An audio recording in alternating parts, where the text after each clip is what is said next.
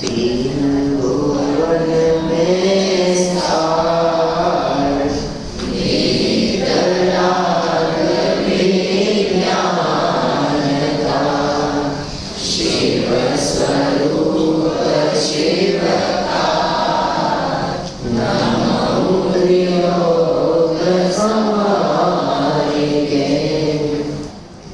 तीनों लोकों में यदि कोई सारभूत है तो एकमात्र वीतराग और विज्ञान का ही सारभूत है। ये तीन लोक आपके सामने दिखाई दे रहा है। इस तीन लोक का बंटवारा कर दिया ऊर्ध्व लोक और अधोलोक के रूप में। माने ये जो तीन लोक है, यह तीन लोक दो भागों में बट गया। एक का नाम है ऊर्ध्व लोक, ये ऊपर का हिस्सा।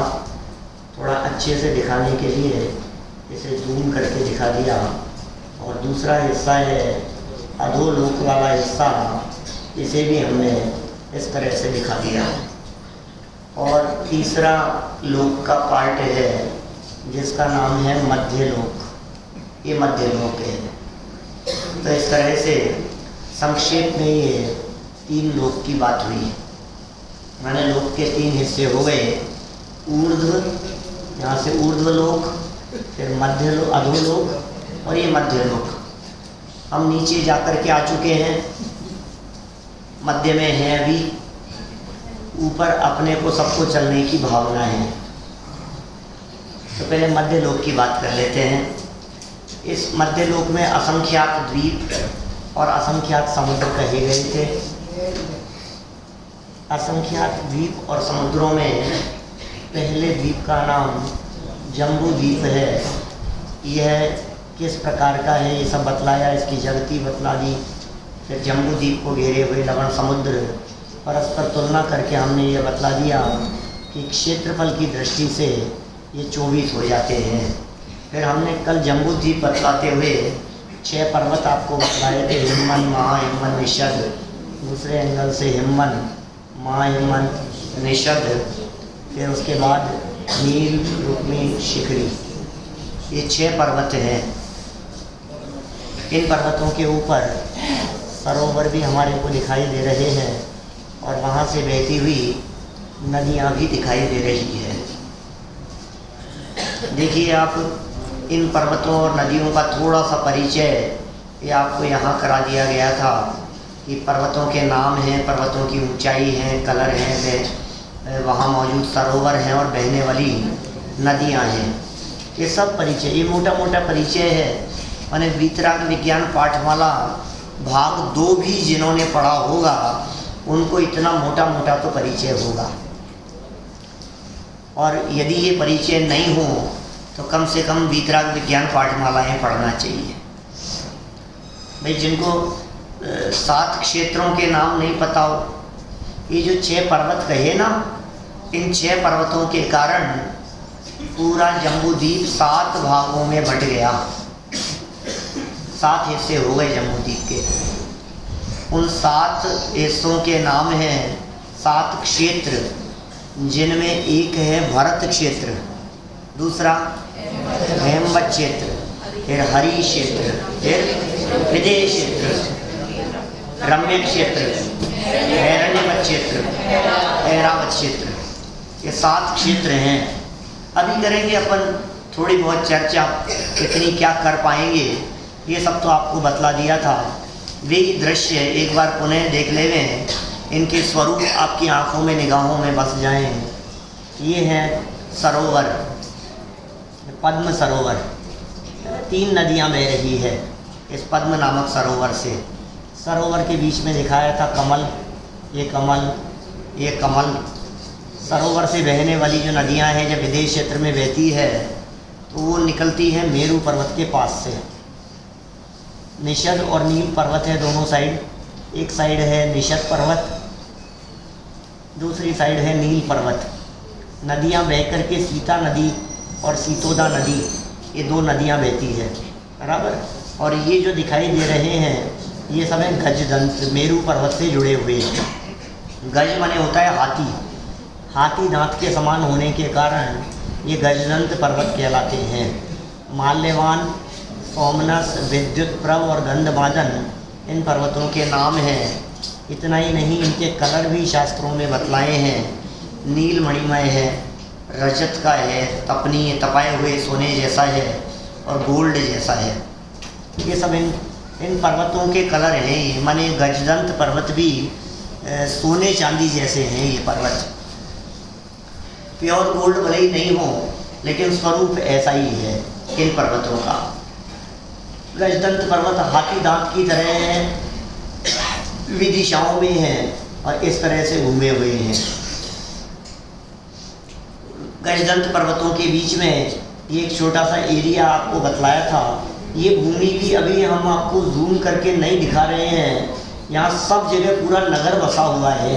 इस जगह पर ये ब्लैंक दिख रहा है आपको, ये वैसा ही दिख रहा है गूगल अर्थ से देखने पर, जो आपको ज़मीन दिखती है, लेकिन जैसे जैसे नीचे उतरते चले जाते हैं आपको बस्ती दिखाई देती है।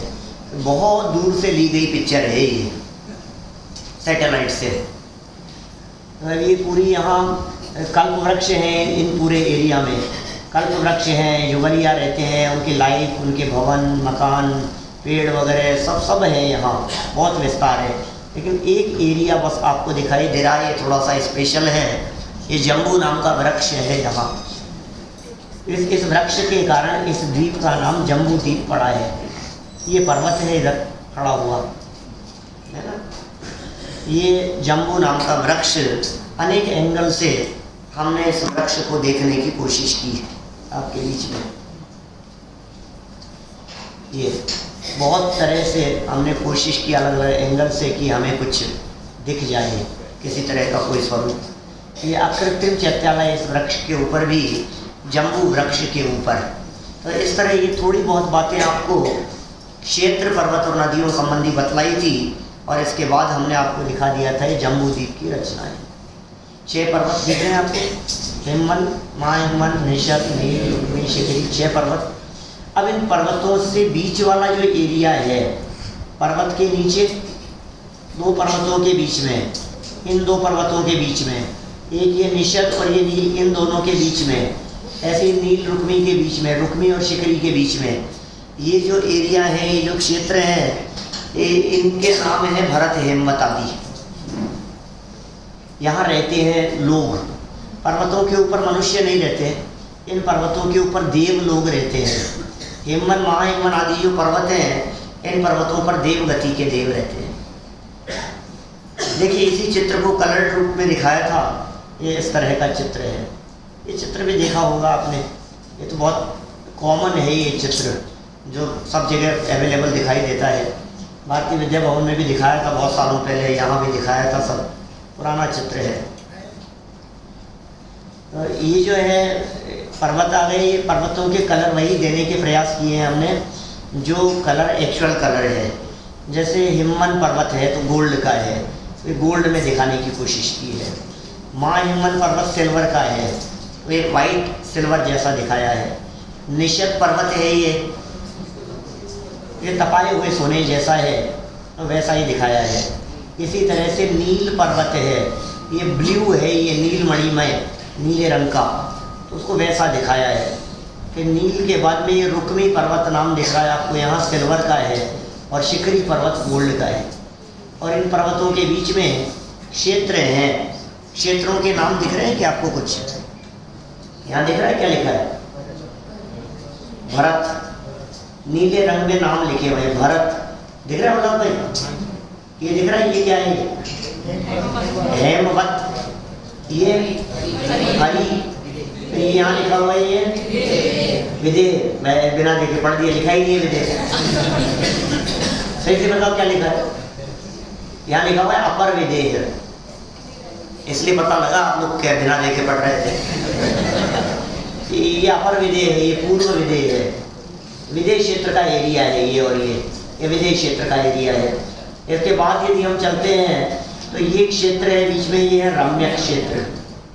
फिर यहाँ लिखा है हिरण्यवत क्षेत्र, और ये पूरा है ऐरावत क्षेत्र। ये पूरा ऐरावत क्षेत्र है। थोड़ा थोड़ा मोटा मोटा समझ में आ रहा है आपको क्या चल रहा है? ये सब क्या बताया जा रहा है यहाँ? ये दुनिया दिखाई जा रही है। अब आपको इंटरेस्ट ही नहीं है दुनिया देखने में तो हम क्या बताएं। लेकिन ये दुनिया है, ये जैन दर्शन के हिसाब से बहुत छोटी दुनिया है, असंख्यात द्वीप समुद्र हैं, पहले की चर्चा चल रही है ये तो इसमें जो कर्म भूमि कौन कौन सी है कि भरत क्षेत्र कर्म भूमि है और ऐरावत क्षेत्र कर्म भूमि है 2, और विदेश क्षेत्र कर्म भूमि है। लेकिन बीच वाले एरिया को छोड़कर, ये जो एरिया है ना बीच में, इस एरिया को छोड़कर ये एरिया ऐसा है जिस एरिया में भोग भूमि है, ये उत्तर कुरु भोग भूमि है, यहाँ नीचे देवकुरु नाम की भोग भूमि है, बराबर। गजदंत है ये गजदंत पर्वतों के बीच में है। आप लोगों को समझ में तो आ रहा है ना सब मैं क्या बता रहा हूँ, समझ में आ रहा है ना, कठिन तो नहीं है कुछ।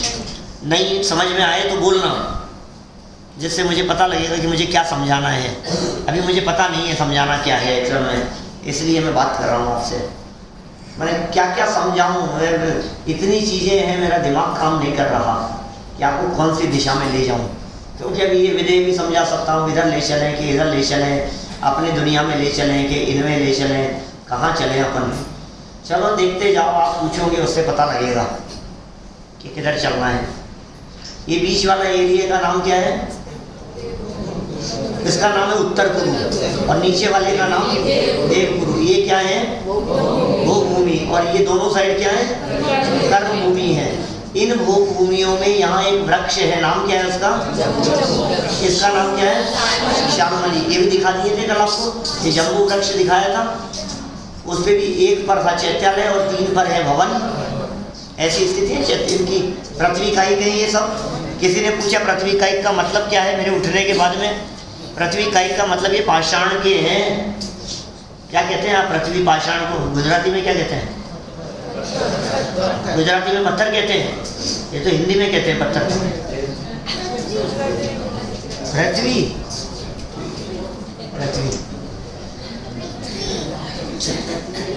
समझ में आ गया ना? पत्थर ये दीवार जैसे हैं, यहाँ तो दीवारें भी लकड़ी की होती है, पता नहीं है वो दीवार है, ये तो लकड़ी है, क्या है ये ऐसी ये जो सामने दीवार देख रही है ना, ऐसा ठोस है, मार्बल का है कुल मिला करके, ऐसा समझो आप। मार्बल का पेड़ है ये। अब मार्बल का पेड़ कैसे हो सकता है? शाश्वत है, परमानेंट है, वो बदल नहीं सकता है, वो हमेशा रहेगा, अनादिकाल से और अनंत काल तक रहेगा वो। तो तब इसमें जीव नहीं है, क्या बतलाया ना, ये जीव है, पृथ्वी का एक जीव है, वहाँ पे एक इंद्रिय जीव है उसमें, तो अनादि अनंत है, वो मरता नहीं है, क्योंकि मर जाता है दूसरा जीव आ जाता है, वो अपनी आयु पूरी करके चला जाता है और दूसरा कोई जीव उसमें आकर के वापस उसमें आकर के रहने लगता है। पृथ्वी का इसी से नाम पड़ा है इस द्वीप का, जम्बू द्वीप। इसकी ऊंचाई 8 योजन, इस पेड़ की ऊंचाई। विस्तार बहुत है, यहाँ 2 कोस का तना है इसका, ये है, एक एक शाखा 6-6 योजन की है, ऐसी 4 मुख्य शाखाएं, बहुत डिटेल है उसकी। नीचे का घेराव कितना है, फिर इसके परिवार वृक्ष कितने कितने हैं, बहुत बातें हैं। 4 मुख्य शाखाएं हैं, एक पर जिन मंदिर बतला दिए और 3 के ऊपर भवन बतला दिए। फिर ये कहाँ है ये वृक्ष मूल में यहाँ है। थोड़ा सा आप क्लियर दिखा ना है कुछ। अभी जो अपन जम्बू द्वीप के बीच में देख रहे थे, ये बीच का एरिया थोड़ा सा क्लियर दिखने लगा, और इसमें जम्बू और श्यामली नाम के वृक्ष भी, देखो पेड़ के ऊपर मंदिर भी दिख रहा है, देख रहे हैं आपको, इस वाले में भी दिख रहा है, यहाँ एक शाखा पर मंदिर है। ये जम्बू वृक्ष है, ये श्यामली नाम का वृक्ष है, और बीच में ये 4 जिन मंदिर और हैं जो गजदंत पर्वतों के ऊपर हैं। हम एक दिन चर्चा करेंगे, ऐसी भाव बनेगा तो, कि इस पूरे मध्य लोक में अकृत्रिम चैत्यालय कहाँ कहाँ है। ये तो ऑन डिमांड, मतलब आप लोग चाहेंगे तो, किसी ने मेरे से कहा तो अपन सोचेंगे फिर उस दिशा में चलने के लिए। अभी ये जो एरिया है, इन एरिया में जो भोग भूमि है उसकी भी हमने कुल थोड़ी पिक्चर आपको दिखाई थी। ये है भोग भूमियाँ, उत्तर कुरु देवकुरु नाम की भोग भूमियाँ। फिर हमने अंतर बतला दिए भोग भूमि कर्म भूमि में। भोग भूमियों के प्रकार कह दिए आपको, भोग भूमि अलग होती है, कर्म भूमि अलग होती है, और भोग भूमि उत्तम मध्यम जघन्य 3 प्रकार की होती है। उन सब की आयु बतलाई। किसी ने मेरे से प्रश्न किया आज कि भाई ये जो आपने इनकी आयु बतलाई है, 1 पल्ले 2 पल्ले 3 पल्ले, और पल्ले कितना बड़ा होता है, तो हमने कहा असंख्यात वर्षों का एक पल्ले होता है। ऐसे मान लीजिए जगन ने भोग भूमि के जीवों की आयु मिनिमम 1 पल्ले की है, उत्तम भोग भूमि के जीवों की आयु 3 पल्ले की है, माने असंख्यात असंख्यात असंख्यात वर्ष हैं। तो हमारे मन में ये बात आती है कि यदि असंख्यात वर्ष हैं तो असंख्यात कैसे हो सकते हैं? तो वर्ष जल्दी पूरे हो जाते होंगे उनके, वर्ष कैसे पूरे होते होंगे? भाई जितनी भी कैलकुलेशन है यहाँ के वर्ष किस प्रकार से बीतेंगे, वो पूरी कैलकुलेशन हमारे हिंदुस्तान के टाइम के आधार पर चलती है, यहाँ के हिसाब से चलती है। 24 घंटे, जिस तरह से 24 घंटे में एक दिन होता है, उसी के प्रमाण में सारी यहाँ काल गणना हुआ करती है। ऐसा है। देखिए आप इसमें कर्म भूमि और भोग भूमि कहाँ कहाँ थी, ये आपको अभी मैंने बतला दिया। आगे बढ़े तो चारों तरफ घेर करके जो लवण समुद्र है उसकी चर्चा हमने एक दिन विस्तार से आपके बीच में कर ली थी। यहाँ सब भोग भूमियों में युगलीय जन्म लेने वाले हैं। युगलीय जन्म की परिस्थितियाँ बतला दी, मरण बतला दिए, बिना माता पिता के जीवन, आयु, अल्प, सब हो गई चर्चा। बहुत सारी बातें कर चुके हैं हम आपके बीच में। सब ख्याल में आ रही है ना? सब दिमाग में घूम रहा है कि नहीं? परीक्षा लेनी है, भूल गए क्या आप लोग? बताया नहीं, वापस घोषणा नहीं की, कल करेंगे जायरात सुबह। देखिए इतना हो गया सब। अब ये कल्पवृक्ष बतला दिए, इसके आगे सब ये सब बतला दिए थे आपको, बहुत सारे 7 चरण बतला दिए थे इनके, किस किस तरह की पोजीशन होती है, कैसे कल्पवृक्षों से ये लोग काम करते हैं, जीवन यापन करते हैं। और कल्पवृक्ष बतला दिया आपको किस प्रकार की टेक्नोलॉजी है ये कल्पवृक्षों वाली, ये सब 10 प्रकार के कल्पवृक्ष बतला दिए थे आपको। ये सब बतलाने के बाद में आपको एक बात कही थी कि भाई ये चक्रवर्ती के भोगों से अनंत गुना भोग होते हैं। किनके? ये भोग भूमि है जीवों के, भोग अनंत गुना होते हैं चक्रवर्ती के भोगों से। और भोग अनंत गुना है, वैभव शायद इतना नहीं होगा, वैभव नहीं कह सकते हम। और क्योंकि चक्रवर्ती को सारा पुरुषार्थ मेहनत करनी पड़ेगी। चक्रवर्ती की खीर के बारे में गुरुदेव कितना विस्तार से बतलाते हैं, जब कभी मूड में होते हैं प्रकरण बतलाते हैं तो कितना विस्तार से वो चर्चा करते हैं। तो अभी वो अब चक्रवर्ती को तो ये सब पुरुषार्थ चल रहा है, उसकी टीम लगी है काम करने के लिए, लेकिन वहाँ भोग भूमि में सब काम रेडीमेड और डायरेक्ट हो रहा है, ऑन डिमांड हो रहा है। मांगो, ये चाहिए, ये आ गया, ये चाहिए, ये आ गया, ऐसा है। तो उनका पुण्य विशेष प्रकार का होता है। तो अब ये चक्रवर्ती भी कहाँ है, उसकी भी चर्चा थोड़ी बहुत कर लेंगे, अभी देखते हैं क्या चलेंगे आगे। ये जम्बूद्वीप और लवण समुद्र है, और यहाँ आ गए हम वापस पुनः जम्बूद्वीप के इस क्षेत्र की तरफ। मोटा मोटा हमने जम्बूद्वीप को आपके बीच में देख लिया। 1 लाख योजन विस्तार वाला है जम्बूद्वीप, एक कोने से लेकर दूसरे कोने तक। इस जम्बूद्वीप में हम लोग कहाँ रहते हैं? हम कहाँ रहते हैं? पीछे वाले लोग कहाँ रहते हैं? पीछे वाले भी भारत में रहते हैं, आगे वाले भी भारत क्षेत्र में, पीछे वाले भी भारत क्षेत्र में। क्या बात है। अच्छा, और जो अमेरिका वाले लोग हैं वो लोग कौन से एरिया में होंगे? वो भी भारत क्षेत्र में ही है। और जापान वाले और चाइना वाले लोग कहाँ हैं इसमें? वो भी अपने पास में है, वो भी भारत क्षेत्र में ही है। चलो, ये भारत क्षेत्र कहाँ है और ये भारत क्षेत्र कैसा है? आप देखिए, ये जो जम्बूद्वीप कितना बड़ा कहा था हमने? 1 लाख योजन का कहा था जम्बूद्वीप। अभी इसमें चलो आपको विदेश क्षेत्र की तरफ चलना है या आपको भारत क्षेत्र की तरफ चलना है? बोलो। भारत? मैं तो सोचा विदेश चलने के लिए कहोगे, तो सारी मेरी उम्मीदों पे पानी फेर दिया आप लोगों ने। भारत क्षेत्र में चलना है, और भारत क्षेत्र में कहा तो ये मत कहना मुंबई घूमना है। ऐसा लग रहा है कि अब भारत में तो रहते ही हो, फिर भी कह रहे हो भारत चलना है। अब क्या क्या बतलाऊं मैं? विजय की बात कहते तो थोड़ा सा मन प्रसन्न होता मेरा। अब कोई बात नहीं, ऐसे ही चलो। देखो, ये है एक। अभी इसमें जितनी भी रचनाएं हैं, एक बात, एक पॉइंट यहाँ समझ लेना, इस पूरे जम्बूद्वीप में जितनी भी रचनाएं हैं, ये 2.5 द्वीप में 5 गुना हो जाती है। ढाई द्वीप नाम सुना है आपने? जम्बू द्वीप में जो कुछ भी देखा आपने, क्या क्या देखा जम्बू द्वीप में? मेरू पर्वत देखा आपने? सुमेरु पर्वत जम्बू द्वीप में कहीं दिख रहा है आपको? बीच में है सुमेरु पर्वत। कितने हैं? एक ही है। जम्बू द्वीप में एक है, तो ढाई द्वीप में कितने होंगे? 5। जम्बू द्वीप में जैसे मान लो, क्या कहूँ आपसे, ये कौन सा पर्वत है? ये निषद पर्वत एक है, तो ढाई द्वीप में निषद पर्वत कितने हैं? 5। जम्बू द्वीप में ये पर्वत कितने हैं टोटल? 6 ना। मुख्य पर्वत कुलाचल जिनको कहते हैं, हिमन, महाहिमन, निषद, नील, रुक्मी, शिखरी, अब तो याद हो गए होंगे सबको नाम। जम्बू द्वीप में कितने हैं? 6। तो ढाई द्वीप में कितने होंगे? 30। जम्बू द्वीप में भरत क्षेत्र कितना है? 1। तो ढाई द्वीप में कितने होंगे? 5। जम्बू द्वीप में विदेश क्षेत्र 1, पूर्व पश्चिम कह दो, तो ढाई द्वीप में विदेश 5। बस सीधा 5 गुना करना है अपने को, और कुछ नहीं करना है, दिमाग नहीं लगाना है। अभी जम्बू द्वीप में तीर्थंकर कितने होते हैं ये बताओ?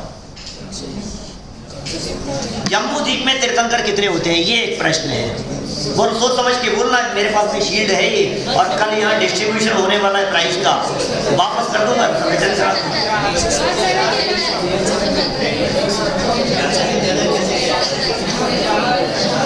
कोई बोल रहा है 170, कोई कह रहा है 20, कोई कह रहा है 24, कोई कह रहा है 34, कोई कह रहा है 4। कितने ऑप्शन है भगवान, क्या करो? 128। बाप रे। जम्बू द्वीप में तीर्थंकर कितने हैं भाई साहब? कितने हैं? 20, 68।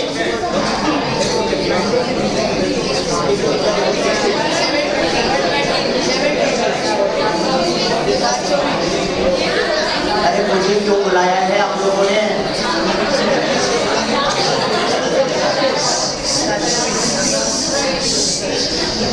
मुझे किस लिए बुलाया है आप लोगों ने? तो आप लोग आपस में ही कर लो, निर्णय कर लो, थोड़ी देर और कर लो, कोई बात नहीं। जम्बू द्वीप में, अरे पहला प्रश्न तो आपको ये करना चाहिए कि मिनिमम या मैक्सिमम? बोले जा रहे हो बस, प्रश्न पूछा नहीं कि जवाब देने को तैयार है। प्रश्न तो समझ लो पहले। जम्बू द्वीप में मिनिमम तीर्थंकर कितने हो सकते हैं? जम्बू द्वीप में एक चौका लगा रहा है, दूसरा छक्का। अब क्या करूं बोलो? 4 के 6 को वोट मिल रहे हैं, जल्दी बोलो।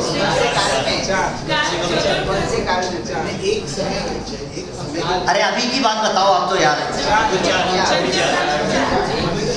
4 है, 4। जम्बू द्वीप में मिनिमम तीर्थंकर यदि हो तो कितने? 4, ओनली 4। और यदि जम्बू द्वीप में मैक्सिमम तीर्थंकर हो तो कितने?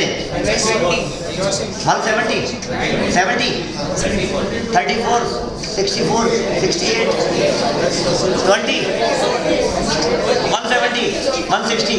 क्या हो गया है भगवान? 24, 720, 720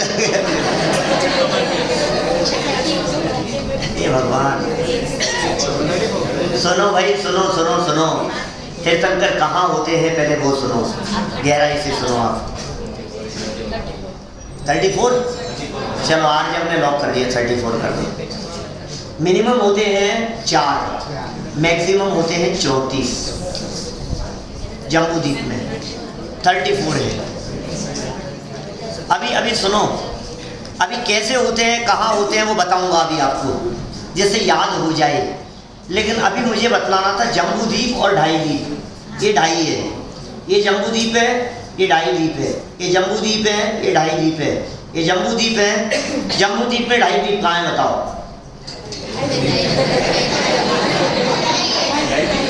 अरे आप मानेंगे नहीं, कई लोग प्रश्न करते हैं मेरे से, कई लोग ऐसी बातें पूछ लेते हैं कि पंडित जी आपने वो जम्बू द्वीप में 2.5 द्वीप तो बताया ही नहीं। जम्बू द्वीप में 2.5 द्वीप कैसे बताएंगे? 2.5 माने नाम नहीं है, 2.5 माने संख्या है, 2.5, 1, 2 हाफ। कैसा लग रहा है ना, जैसे बोली बोलते हैं ना, 1, 2, 2.5 ये द्वीप में भी ये चक्कर, ये क्या बात है? तो अभी ये जो 2.5 है ना, ये कैसे हो गए? अभी जम्बू और 2.5 द्वीप में अंतर करते हुए हमने आपको क्या बतलाया कि जम्बू द्वीप समझ में आ गया तो 2.5 द्वीप समझ में आ जाएगा। अभी जम्बू द्वीप में तीर्थंकर मिनिमम कितने बतलाए? 4। तो 2.5 द्वीप में मिनिमम कितने होंगे?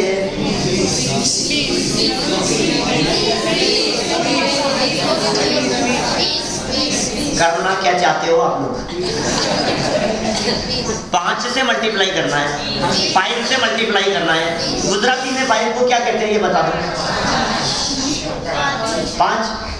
5 हिंदी में क्या कहते हैं? वॉच।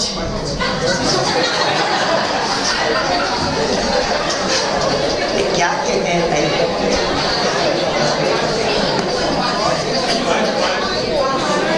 अरे कोई बात नहीं, समझ में आ गया ना। मैं इसलिए पूछ रहा था एक्चुअल में कि आपको हिंदी वाला समझ में नहीं आ रहा था। कितना बार मल्टीप्लाई करना है? 5 बार करना है। तो जम्बू द्वीप में तीर्थंकर कितने बतलाए मिनिमम? तो 2.5 द्वीप में कितने होंगे चाहिए? 20। जम्बू द्वीप में मैक्सिमम कितने बतलाए? 34। तो 2.5 द्वीप में कितने होंगे? 170। 2.5 द्वीप में यदि 170 होंगे तो 720 कितने क्षेत्र में होंगे? कैलकुलेट करना पड़ेगा, कैलकुलेटर चाहिए। वो अलग गणित है, मत उलझो, आपका कैलकुलेटर काम नहीं करेगा। अभी बताऊंगा। कुछ खबर होनी चाहिए भाई हमारे को, थोड़ी थोड़ी सी मोटी मोटी बातें हमारे को पता होनी चाहिए तीर्थंकरों के संदर्भ में। देखिए अभी हम तीर्थंकर बतला रहे थे आपको, जम्बू द्वीप की बात करो। जम्बू द्वीप में विदेह क्षेत्र 2 भागों में बट गया। कौन कौन से 2 भाग में? बीच में भोग भूमि दिख रही है ना आपको, इसकी वजह से विदेह क्षेत्र एक पूर्व विदेह हो गया और ये पश्चिम विदेह हो गया, बराबर। विदेह 2 हिस्सों में बट गया। अभी ये जो पूर्व विदेह क्षेत्र है, इस पूर्व विदेह में भी बीच में बह रही है एक नदी जिसका नाम है सीता, और पश्चिम विदेह क्षेत्र में एक बह रही है नदी जिसका नाम है सीतोदा। तो पूर्व विदेह क्षेत्र भी 2 भागों में बट गया, ऊपर और नीचे, बराबर। माने पूर्व विदेह क्षेत्र में सीता नदी के नॉर्थ में, सीता नदी के साउथ में। पश्चिम विदेह के हिस्से बताओ बेटा।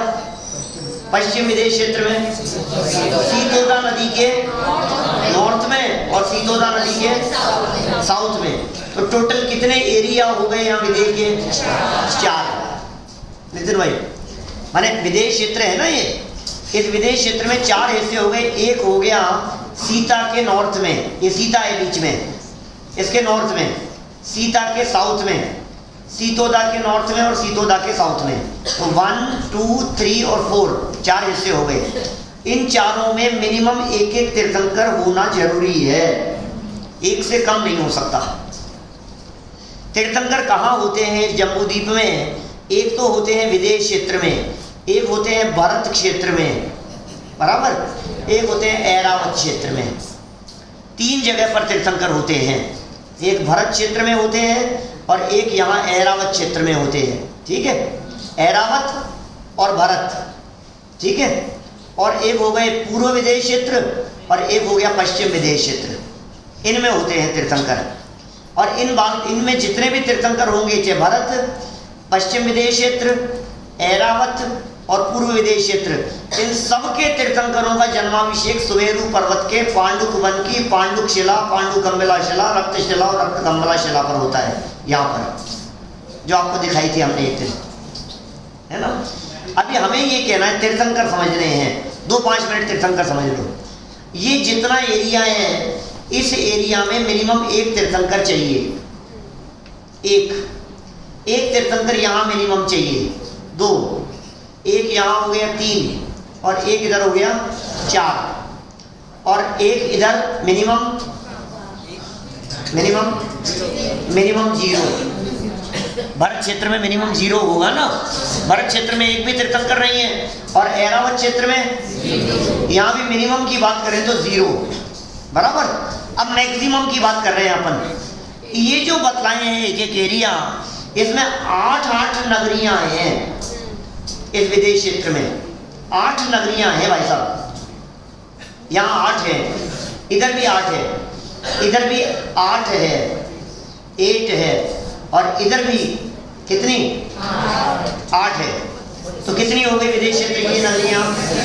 मैक्सिमम हो तो सब में एक, मैक्सिमम हो तो सब में एक।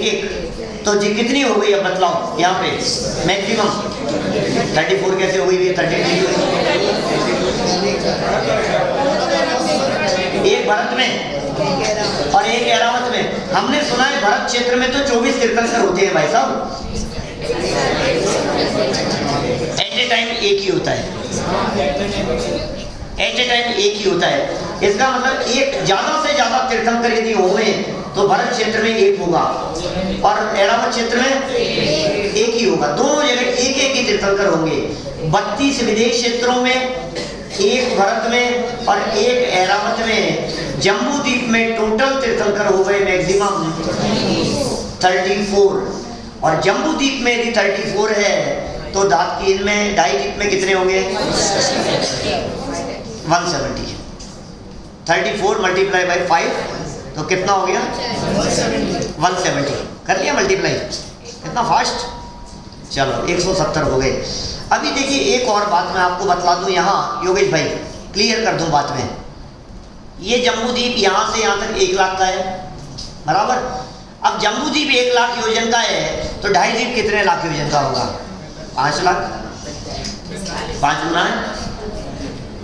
नहीं, ऐसा नहीं है। जम्बू द्वीप की जितनी रचनाएं हैं वो सब रचनाएं यहाँ 5 गुना हो गई है।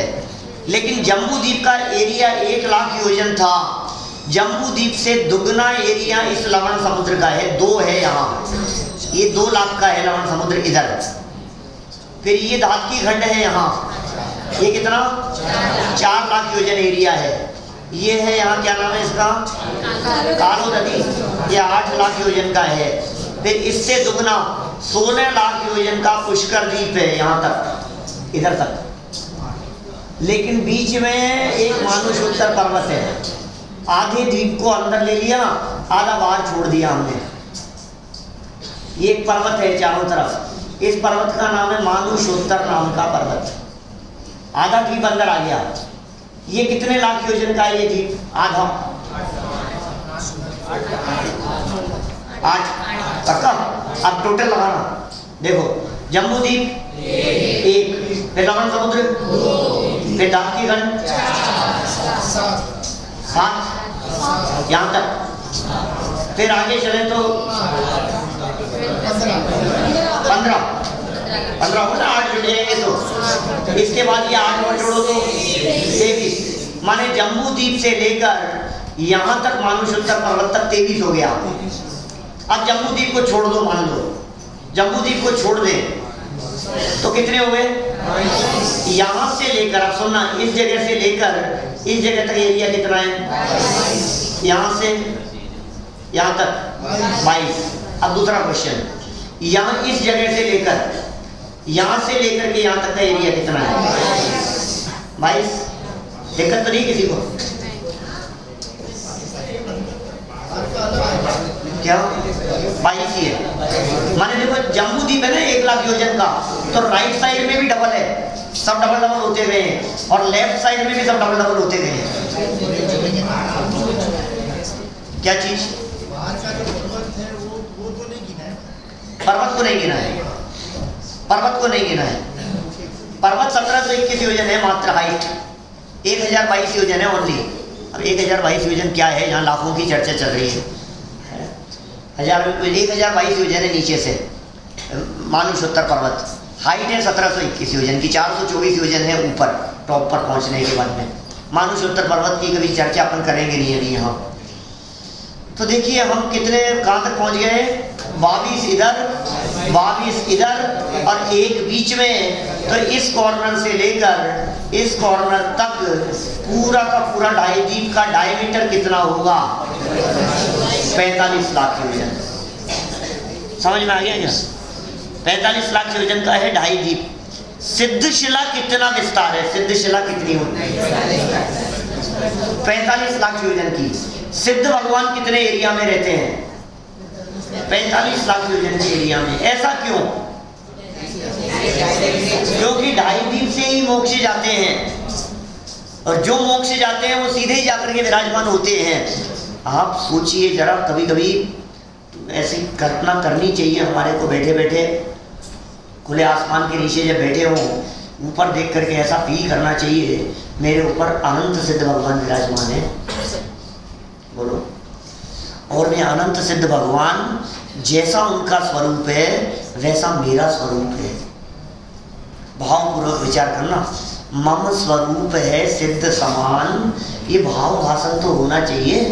कितने सिद्ध परमात्मा ऊपर विराजमान है। जैसे मैं कभी यहाँ बैठ करके बोलता हूँ ना, पिछले 5-7 दिन से जब से अपन यहाँ बैठ रहे हैं, तब से मैं ये फील कर रहा हूँ कि मेरे ऊपर गुरुदेव बैठे हैं, ऐसा फील कर रहा हूँ। तो आप अभी गुरुदेव यहाँ मेरे सर पे बैठे हैं, यहाँ पे मस्तक पे विराजमान है। तो अभी जब बाहर बैठ चले अपन, तो हमारे ऊपर सिद्ध भगवान विराजमान है, ऊपर सिद्धालय में अनंत सिद्ध परमात्मा हमारे ऊपर विराजमान है। बोलो अब किस बात का डर है? मैं यहाँ बैठ करके किसी को भी कुछ भी कह देता हूँ, बोल देता हूँ इतना निर्भीकता से, तो मुझे किस बात का डर है जब गुरुदेव मेरे सर पे बैठे हैं? तो मैं किससे डरूं बताओ? मुझे डर नहीं लगता किसी से भी। तो आपको दुनिया में घबराहट कहीं भी हो तो आप फील करो अनंत सिद्ध परमात्मा आपके साथ है, आपको किस बात की घबराहट है? तो ये द्वीप बतलाया मैंने आपको, मनुष्य लोक कहलाता है, इसको कहते हैं मनुष्य लोक। द्वीप एटले मनुष्य लोक की रचना है ना, मनुष्य लोक की रचना है ये सब। चलिए इसी में ये विदेश क्षेत्र वाले एरिया को थोड़ा सा जूम करके क्लियर करने का प्रयास कर दिया, थोड़ा सा आपको दिख सके ये कैसी है इसकी रचना। दिख रहा है आपको? थोड़ा नजदीक से लिया है हमने। अभी ये 5 हो गए यहाँ, एक हो गया ये मेरू पर्वत, दूसरा, तीसरा, चौथा और पांचवा, 5 हो गए। इसी तरह से अभी इनको और थोड़ा सा क्लियर करने की दृष्टि से दादकी खंड तक के एरिया को लेते हैं अपन, तो और थोड़ा सा ऐसा हो गया जूम करने पर। दिख रहा है आपको?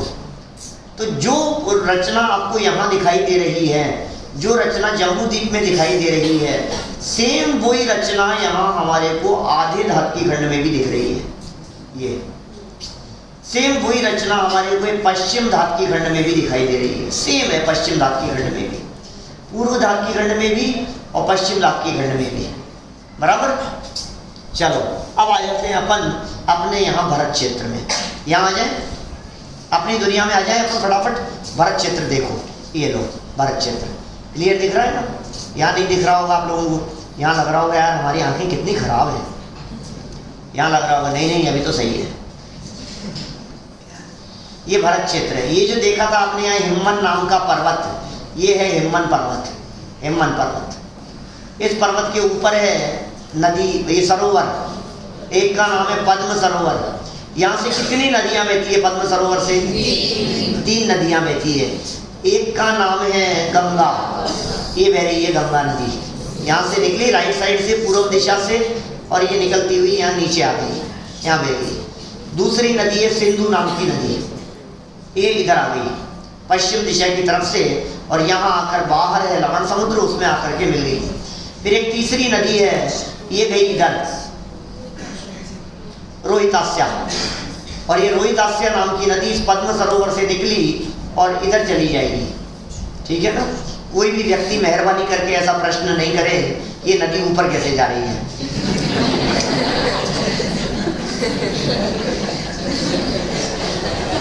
क्या हुआ?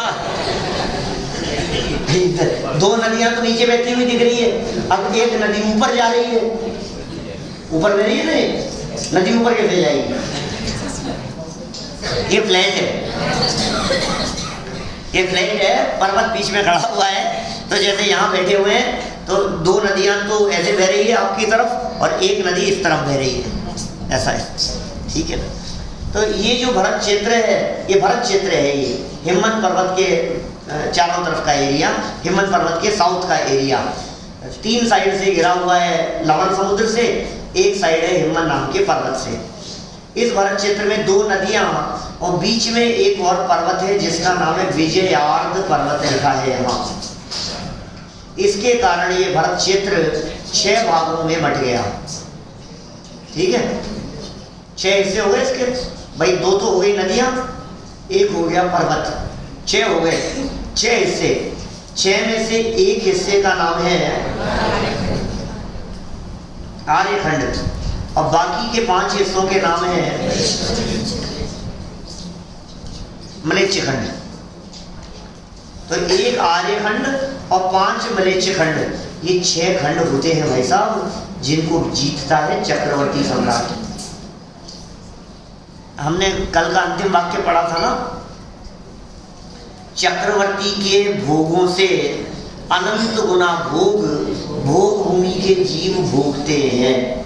ये चक्रवर्ती का एरिया कितना बड़ा है और चक्रवर्ती की संपदा कितनी बड़ी है, उसका थोड़ा सा अंदाजा लग जाए हमारे को।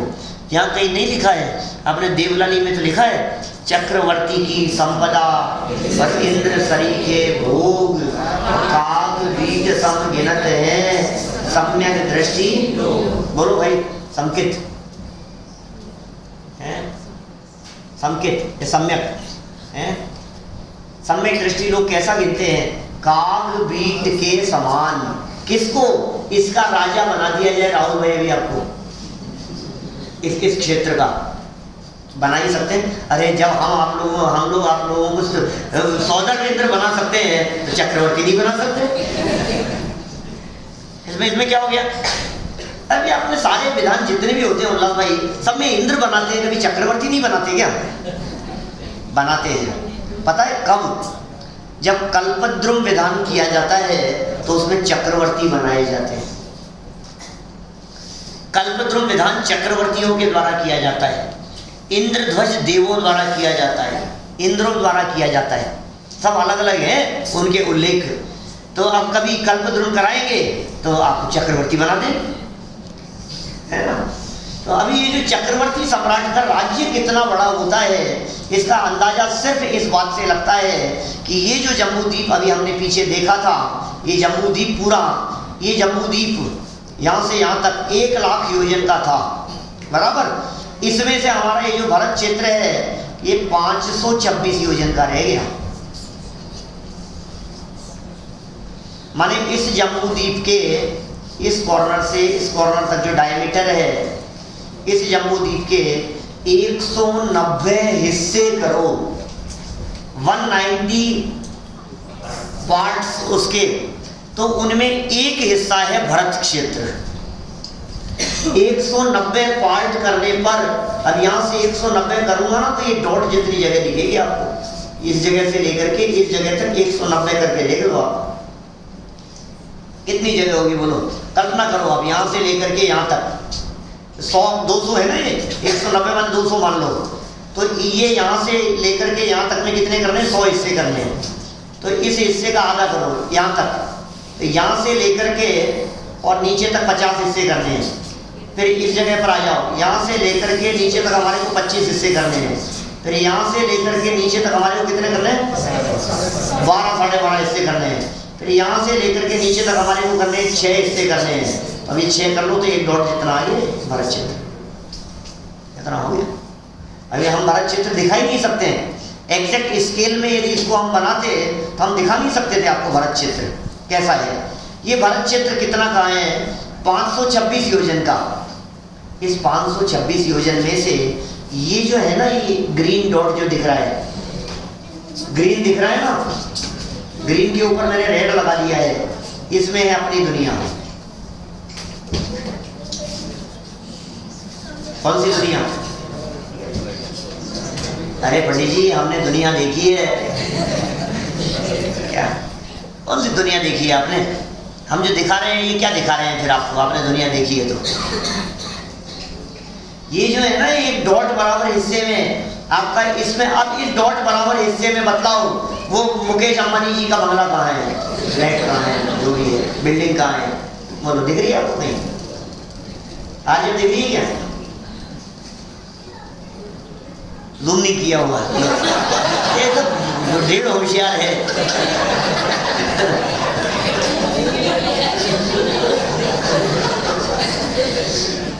अरे भाई ये इतने से हिस्से में यदि पूरी दुनिया आ गई है तो आप कल्पना करो इसमें अपना हिंदुस्तान कहाँ होगा, इसमें आपकी मुंबई नगरी कहाँ होगी, इसमें हमारा फ्लैट कहाँ है, इसमें हमारा सिकंदर जनाले कहाँ है, हम कौन सी दुनिया में जी रहे हैं इस दुनिया के मुकाबले में? जितनी बड़ी ये दुनिया है, अमेरिका, लंदन, रूस, फ्रांस, जापान, अफ्रीका, ऑस्ट्रेलिया, सब कुछ आ गया जिसमें ये दुनिया एक डॉट में आ गई है। एक डॉट में 2 योजन में आ गई पूरी दुनिया। ये 526 योजन है, 526 योजन का एरिया है। सोचो जरा स्थिति। मैं भी थोड़ा सा भारत क्षेत्र का आइडिया दे रहा हूं आपको, कल बतलाऊंगा वो चंद्रमा कहां चला गया, चंद्रमा के ऊपर गया कि नहीं आपका ये विमान। कल कर लेंगे थोड़ी सी चर्चा। चंद्रयान 2 तो कहां तक पहुंचा वो? कहीं तो गया है? कहां गया है? चंद्रमा के ऊपर गया है क्या? अरे आज तो मेरे को किसी ने कोई एक फोटो भेजा, चंद्रमा का फोटो धरती से लिया हुआ। सच में कहीं गूगल पे कहीं होगा, पता नहीं, मेरे से प्रश्न किया कोई, कहेंगे कोई यूट्यूब पे सुनते हैं, मेरे पास कहीं से नंबर लेकर के व्हाट्सएप पे आया, उन्हें ये कहा, ये देखिए ये जो दिख रहा है और पिक्चर कैसा, वो मिट्टी जैसा वाइट दिखते हैं तो समझ में आता धरती से लिया है। मैंने कहा भाई ये पता नहीं कहाँ से लिया है, किसका बनाया हुआ है, एनिमेटेड भी हो सकता है। नहीं ये सब ये धरती से लिया हुआ फोटो है चंद्रमा का, ऐसा दिखता है। ऐसा कैसे दिखेगा पता नहीं, हमने भी देखा। आपके यहाँ थोड़ी नहीं गए, अपन यहाँ थोड़ी देखा, कहीं वहीं देखा था। हाँ प्लानिटेरियम में देखा, यहाँ पर नेहरू प्लानिटेरियम में, यहाँ भी देखा। अभी हम 2-4 महीने पहले वहाँ थे अहमदाबाद, इसरो 10 कक्षा में वहाँ थे, तो इसरो गए थे। तो वहाँ हमारे सोनू जी हैं शास्त्री, वो ले गए थे, बहुत सारे साइंटिस्ट थे, उनसे सब चर्चा हुई, वहाँ देखी, वहाँ भी चंद्रमा की पिक्चर्स लगी हुई थी और यहाँ मंगल की लगी हुई थी, है ना। तो सब पिक्चर्स हैं, बहुत अच्छी पिक्चर्स बनाई हुई है। पिक्चर्स तो बहुत अच्छी है लेकिन असली नहीं है। तो सारे मतलब रेत के पहाड़ खड़े कर दिए उन्होंने, ऐसा बना दिया। अब वो क्या है, यदि आपको जानना हो तो कल करेंगे चर्चा विस्तार से उसके बारे में। बहुत सारे सब युवा साथी यहाँ दिखाई दे रहे हैं। तो अभी सिर्फ अपने पहले ये पता लग जाए आगे दुनिया कितनी बड़ी है, कहाँ है, कौन सी जगह पर हम लोग बैठे हुए हैं। तो हम बात कर रहे थे आपसे ये एक कॉर्नर से दूसरे कॉर्नर तक ये दुनिया कितनी है। यहाँ से लेकर यहाँ तक 526 योजन का एरिया है इस भारत क्षेत्र का। सूत्र किसी को याद हो तो बतलाओ, तत्वार सूत्र का पाठ ही यहाँ से यहाँ तक बोलो। परीक्षा की घड़ी आ गई, जल्दी बोलो। फर्स्ट वर्ड बोलना पड़ेगा। फर्स्ट वर्ड ही याद होता तो मैं क्यों बताता। फर्स्ट वर्ड नहीं, पूरा याद है मुझे तो। भरतस्य विष्कंभो जम्बूद्वीपस्य नवति शतभाग है। तीसरे अध्याय में एक सूत्र तो ये दिया कि भरत क्षेत्र का विष्कंभ जम्बूद्वीप के विष्कंभ से 190 भाग के बराबर है। भरतस्य विष्कंभो जम्बूद्वीपस्य 90 भाग है। एक सूत्र दिया। एक दूसरे सूत्र में स्पष्ट उल्लेख किया, भरत है षड्विंशति पंच योजन शत विस्तार है षट चैकोन विंशति भागा योजनस्य। आपको याद नहीं है? भरत है षड्विंशति पंच योजन शत विस्तार है षट चैकोन विंशति भागा योजनस्य। पूरे में अभी सूत्र समझाने का समय नहीं है, पूरे में उल्लेख किया है 526 योजन, 6/19 इतने योजन का है ये भारत क्षेत्र। डायमीटर इसका नॉर्थ साउथ कितना बतला है भैया? 526। इतना याद रखो ना, मोटा मोटा। प्रकाश भाई कितना है? 526 योजन का है। अब इसमें बीच में है एक पर्वत जिसका नाम है विजयार्ध। विजयार्ध पर्वत ये है 50 योजन का विजयार्ध पर्वत। 50 योजन की चौड़ाई है इस विजयार्ध नाम के पर्वत की। तो बीच में से 50 निकाल दो। बोला भाई कितना होगा? 526 में से 50 निकालो तो 476। 476 में से आधा है नॉर्थ में और आधा है साउथ में। आधा करो 476 का 238।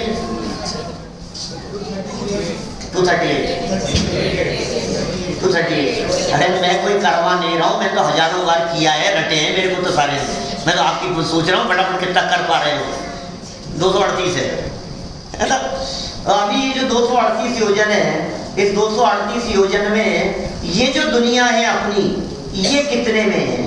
जिसे आप दुनिया समझ रहे हैं, जो ग्लोब है ना अपना ग्लोब अर्थ, ये कितने योजन में है? 2 योजन में, सिर्फ 2 योजन में। कितना कितना किलोमीटर होता है 2 योजन में? 1 योजन में कितना किलोमीटर बताया था? 6000 किलोमीटर। एग्जैक्ट कैलकुलेशन करेंगे तो 6400 किलोमीटर। तो 2 योजन में कितना हो गया? 12800 किलोमीटर। ये दुनिया कितना है? ये इसका डायमीटर कितना है आपके ग्लोब का, अर्थ का? बहुत जल्दी भूल जाते हो यार, बहुत जल्दी भूल जाते हो। 2-3 दिन तो बतलाया था तुमने, 2-3 दिन पहले बतलाया था। अभी अब मुझे ऐसे लग रहा है अब जब दोबारा आऊंगा ना, तब आपको यहाँ आऊंगा तो ऐसा विषय पढ़ाऊंगा आपको कि आपने कभी नहीं पढ़ा होगा। क्या लेने वाले पंडित जी? मैं 3 लोग पढ़ाऊंगा। क्या आप सब भूल जाएंगे जब आऊंगा तब तक? फिर दोबारा चलाएंगे। अरे भाई सुनो, अनगिनती बातें हैं इसमें। हमने कल परसों तो कही थी आपसे, इतना भी कहा था गूगल में देख करके बतलाओ कितना है, फटाफट हाथ में है। सब भूल गए आप लोग। सब रखने की जिम्मेदारी हमारी है, याद रखने की। 12734। राहुल भाई क्या कर रहे हो? आपका अवधि ज्ञान क्या काम करेगा? इतनी देर में फटाफट गूगल से पूछो ना सर कितना है, कितना बतला रहे विनू भाई? बतलाओ अर्थ का डायमीटर। हाँ तो कितना हो गया? 12742। ये बढ़ गई क्या? 734 सर, 34 है ना, उसमें 42 आ रहा है, 742 आ रहा है। ये गूगल भी झूठ बोलता है क्या? बढ़ा दिया 5-7 किलोमीटर। मैंने वहां से देखा था, वहां से इतना था, 7 किलोमीटर दूर आ गए यहाँ। 12742 हो गया, 12742 किलोमीटर। हमने कितना बतलाया 2 योजन में? 12800। इसका मतलब 2 योजन के अंदर अंदर आपकी पूरी दुनिया आ गई। अब सोचो, अब चक्रवर्ती सम्राट की बात करो, वो क्या करता है? कितने का राजा है वो? बोले इन 6 खंडों का राजा है। इसका मतलब वो चक्रवर्ती सम्राट कितने बड़े सम्राट होंगे। माने ये जो इसका नाम भी जो विजयार्ध पड़ा है ना बीच में, ये विजयार्ध इसीलिए पड़ा है कि चक्रवर्ती की विजय यहाँ आधी हो जाती है। 3 खंड साउथ में और 3 खंड नॉर्थ में। खंड तो आधे खंड जीत लिए गए, ये 3 खंड। तो इस पर्वत का नाम विजयार्ध पड़ गया, विजयार्ध पर्वत। 6 खंडों को जीत लेने के बाद ये चक्रवर्ती जो सम्राट है ये यहाँ जाता है और इस बीच वाले मलेच्छ खंड में, नॉर्थ साइड वाले मलेच्छ खंड में जाकर बीच में एक पर्वत है वृषभाचल, यहाँ जाकर के अपना नाम लिखता है। इस जगह पर जाकर रत्न से नाम लिखता है। और किस प्रकार नाम लिखता है कि एक नाम लिखने के लिए उसे एक नाम मिटाना ही पड़ता है। मुझे याद आ गए तीर्थंकर शांतिनाथ भगवान, वे भी तो तीर्थंकर चक्रवर्ती हुए थे। कुंथुनाथ, अरनाथ, उन्होंने भी 6 खंड को जीते थे, तो नाम लिखने के लिए गए होंगे वहां। फिर क्या हुआ होगा भाई साहब? एक नाम मिटाना पड़ा होगा, फिर लिखना पड़ा होगा कि नहीं, तीर्थंकरों का ऐसा पुण्य प्रताप होता है कि उन्हें नाम मिटाना नहीं पड़ता, एक नाम अपने आप मिट जाता है, जगह खाली हो जाती है और वे अपना नाम वहां लिखते हैं। ये तीर्थंकरों का पुण्य प्रताप है। तो इस तरह से ये 6 खंड को जीतकर ये पर्वत दिखा रखा है, इस पर्वत पर नाम लिखते हैं। ये चित्र आपने देखा होगा, वही है भरत क्षेत्र का चित्र। 2 नदियां गंगा और सिंधु नाम की बह रही है, बीच में विजयार्द नाम का पर्वत है। ये 6 खंड इनके यहाँ हो गए हैं। मुझे बीच में तीर्थंकर संबंधी एक बात ख्याल में आ गई, नितिन भाई ने पूछी मेरे से दिन में, मैं वो क्लियर करके बात को पूरी करता हूँ। मुझे बहुत सारे दृश्य यहाँ आपको इस भरत क्षेत्र के संदर्भ में, विजयार्द पर्वत के संदर्भ में, गंगा सिंधु नदियों के संदर्भ में, गंगा सिंधु नदियाँ किस प्रकार से बहती है उसके बारे में, विजयार्द पर्वत के ऊपर विद्याधर रहते हैं उनकी नगरियों के संदर्भ में, विजयार्द पर्वत के ऊपर अकृत्रिम चैत्यालय कहाँ है, कैसे दिखते हैं, उनके बारे में इतने चित्र हैं मेरे पास में जो पिक्चर खींच करके लाई हुई हैं, वो सब दिखानी है मुझे। और वो सब कल दिखाऊंगा, बहुत फास्ट सब कुछ यहाँ चर्चा करूंगा आपके बीच में। और क्या छोड़ा था अपन ने बीच में एक बात कल के लिए, और चंद्रयान 2 की भी चर्चा कर ली थोड़े बहुत।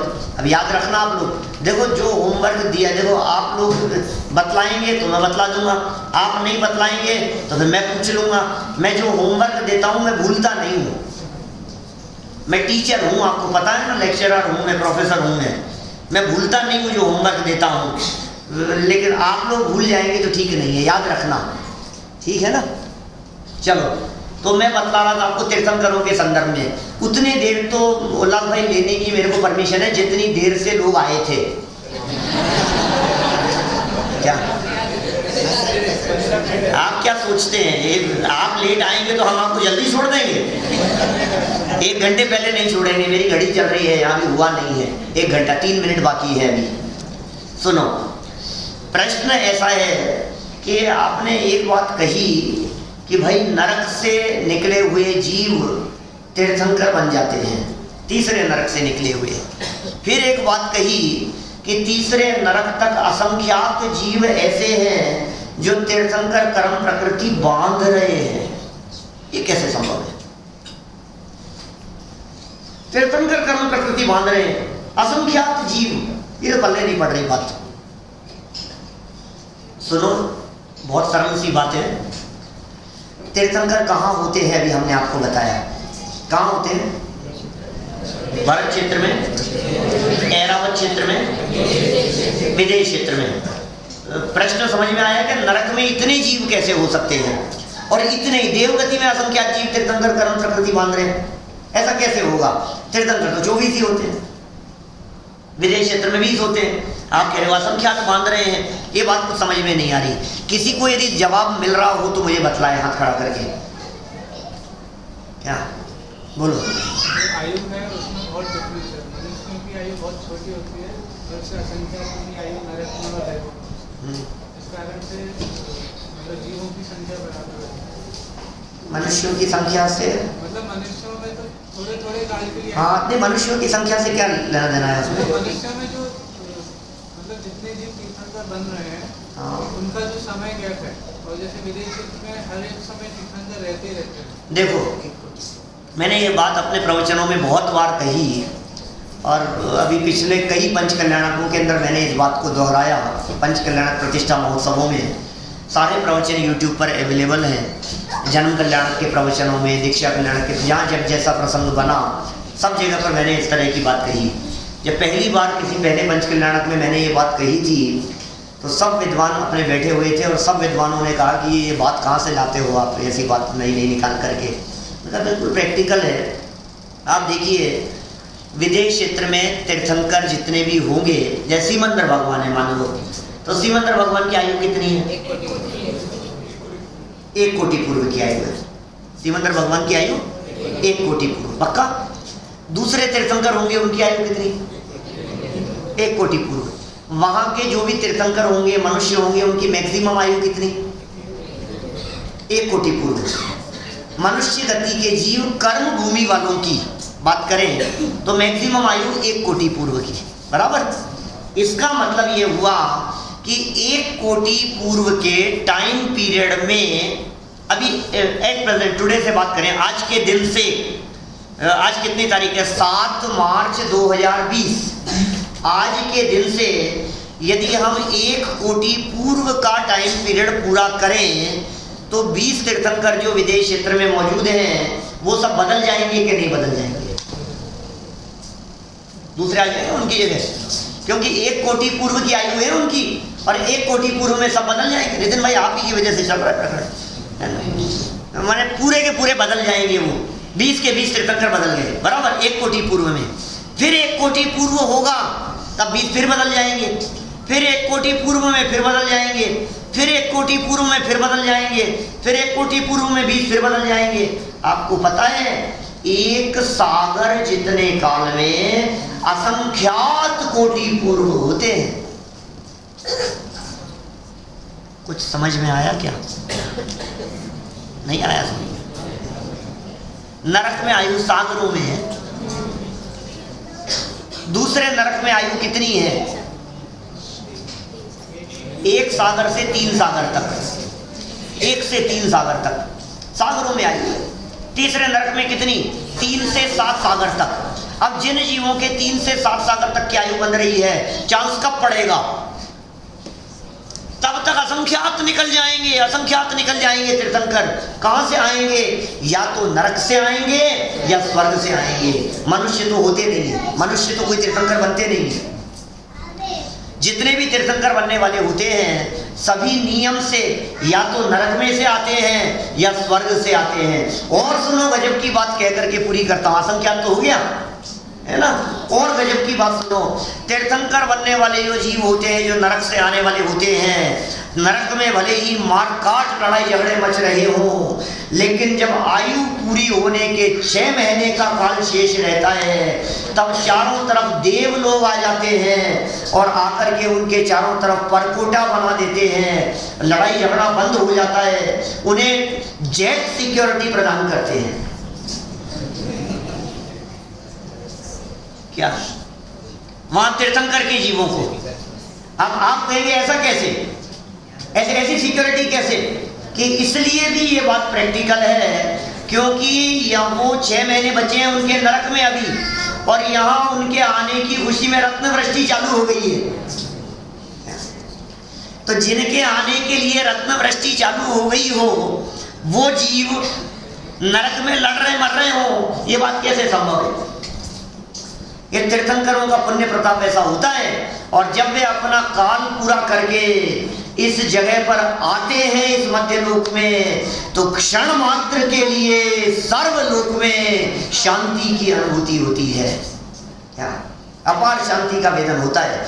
देखिए आप, पुण्यशाली जीव जहां पहुंचते हैं वहां खुशहाली का वातावरण हो जाता है, और पापी जीव जहां पहुंचते हैं वहां आतंक मच जाता है।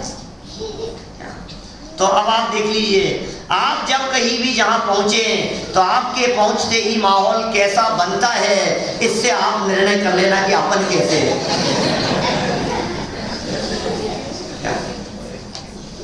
तो सब अपना अपना निर्णय करें, और यदि हमारे कहीं पहुंचते ही अशांति होती हो तो कोशिश ये करें कि हमारे पहुंचते ही परिवार में, घर में, ऐसा नहीं होता कभी दुकान पर था तो शांति से था, घर में आते कलेश चालू हो गया तो उनको दोष मत, तो तुम्हारा ही दोष है।